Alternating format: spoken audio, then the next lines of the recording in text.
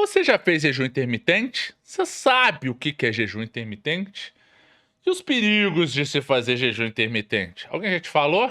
Bom, se não te falou, eu acho interessante você ficar nesse vídeo, porque alguém vai falar pra você isso. E esse alguém sou eu. Mas somente depois dela. Olha ela aí! Vem!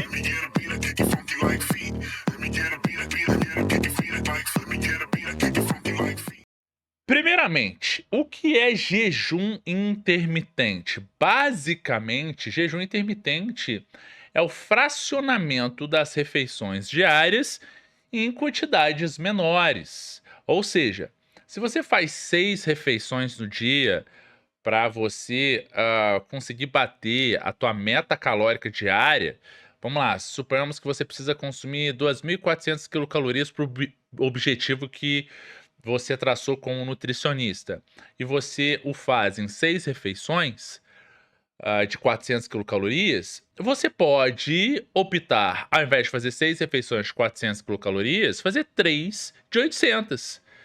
E isso vai ter o mesmo resultado em se tratando de emagrecimento. Ah, Santiago, mas em se tratando de melhora da insulina, a a o jejum intermitente é melhor. Não, não é. O que vai melhorar a sensibilidade à insulina é o emagrecimento, é a redução do percentual de gordura ou até mesmo do treinamento que você faz.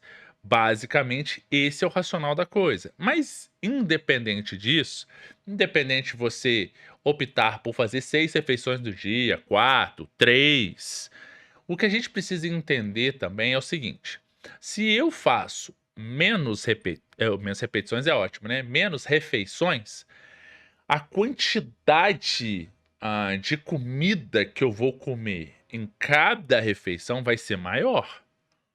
E isso pode ser um problema, tá? Primeiramente, pode ser um problema em função do apetite para essa pessoa conseguir comer aquilo tudo.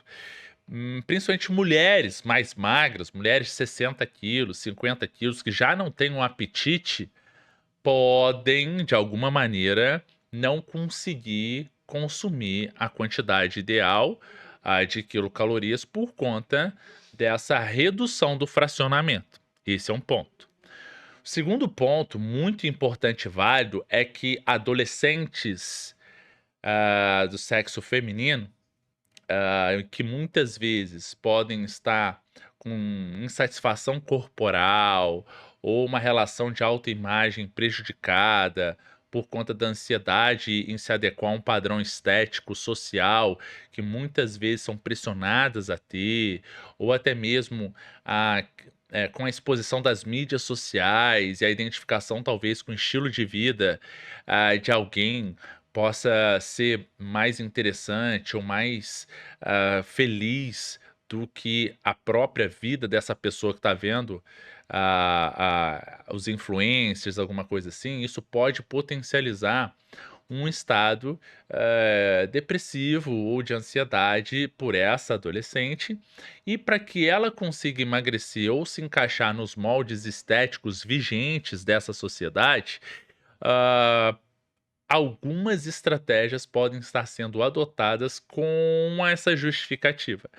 No entanto, quando nós vamos estudar transtorno alimentar ou comportamento alimentar inadequado, que podem ser um sinal de que esse tipo de comportamento pode ser preditor de alguma psicopatologia que vai estar atribuída ao transtorno alimentar, ah, é muito comum para essa justificativa de que algumas adolescentes estejam fazendo jejum intermitente, quando na verdade elas estão tentando utilizar esse tipo de estratégia para emagrecer, forçar o emagrecimento, ou até mesmo tentar se encaixar nesse padrão estético.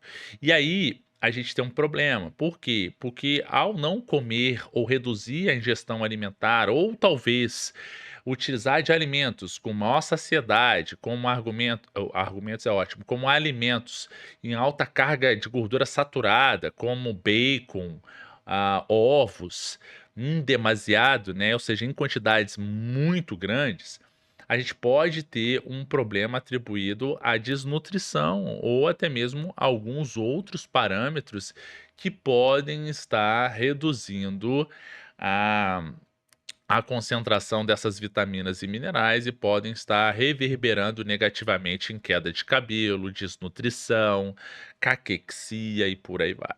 Então a gente tem que tomar muito cuidado sobre essa perspectiva.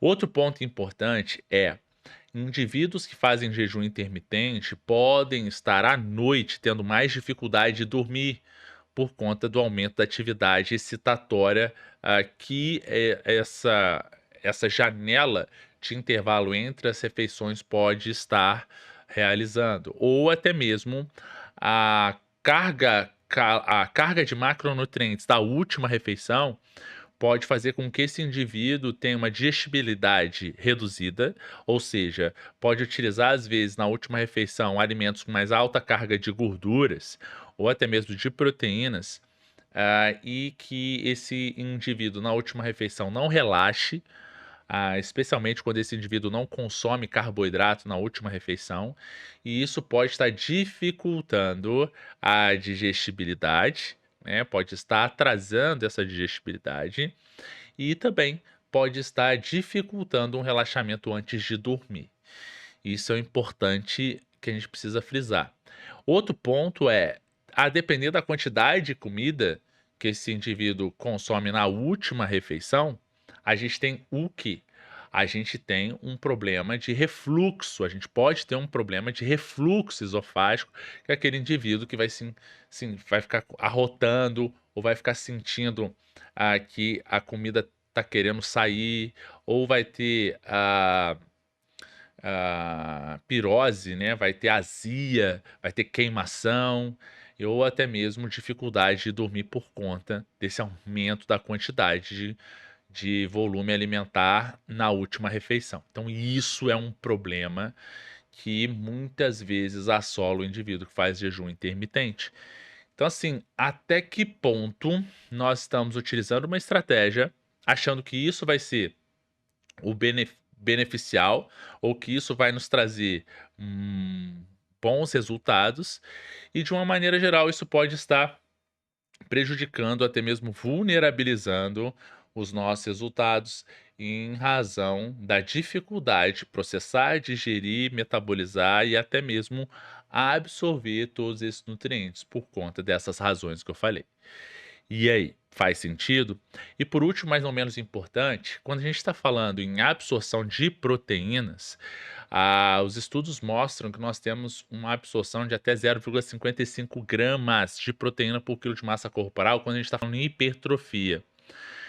Algumas pessoas relatam 100 gramas, alguns autores relatam 100 gramas de proteína como valor de teto de absorção de proteína. Mas isso aí, os estudos que falam isso é só para síntese de proteína. Ou seja, só para 24 horas uma relação de absorção dessas proteínas para 24 horas, e não de hipertrofia, porque hipertrofia é um processo crônico. Então, a gente não consegue ainda bater o martelo que esse teto de absorção de proteína é de 100 gramas. Mas as evidências já têm uma robustez em relação aos resultados para um teto de 0,55 gramas de proteína por quilo de massa corporal. Ou seja, se o indivíduo tem 100 quilos, vou colocar um indivíduo maior, tá? Um indivíduo shapeado, grande e tal, tá com 100 quilos. Então, ele tem um teto de absorção de até mais ou menos 55, 60 gramas de proteína por refeição. Ou seja, até 200 gramas de carne ele consegue estar absorvendo tranquilamente nesse período de fracionamento. Isso o indivíduo maior. Então, assim, passar de 200 gramas de carne talvez não vai te dar um aproveitamento absortivo necessário e que pode fazer com que haja um desvio da rota de aminoácidos, que inicialmente seria destinada à síntese de proteína, ou seja, construção desse tecido, reconstrução, e que agora, por conta dessa alta carga sem essa função, pode ser direcionada para a gordura para ser aproveitada na lipogênese de novo, ou seja, para fazer esses aminoácidos se transformar em gordura. De uma maneira geral, o que a gente precisa entender é que todo excesso ele é aproveitado pelo corpo, tá? Mas quando nós estamos falando então de jejum intermitente, pode ser que esse fracionamento para indivíduos maiores não seja absorvido, por conta justamente da dificuldade desse indivíduo maior conseguir ter nessas refeições essa mais alta carga de proteína ou até mesmo uma necessidade maior de proteína que não está sendo contemplada por conta dessa divisão. Então, isso é um perigo muito grande em que muitas vezes você pode estar prejudicando os seus resultados, quanto ganho de massa muscular, principalmente, por conta dessa estratégia, especialmente quando ela não é feita por especialistas. Então, é importante que você entenda o tudo para de fato avaliar se vale a pena ou não adotar esse tipo de estratégia dietética. Faz sentido para você? Bom, se você gostou desse vídeo, não deixe de curti-lo. Comente aqui o que você achou desse vídeo. Sugira novos temas para a gente poder falando, para a gente estar podendo falar aqui. Obrigado por você ter ficado até o final desse vídeo. Compartilhe com quem você acredita que vai ser beneficiado com essa informação. E não deixe de se inscrever no canal, caso você seja a primeira vez que você esteja assistindo esse vídeo. Eu te vejo no próximo vídeo e a gente se vê lá. Valeu! Let me get a beat, I kick it funky like feet. Let me get a beat, I kick it funky like feet. Let me get a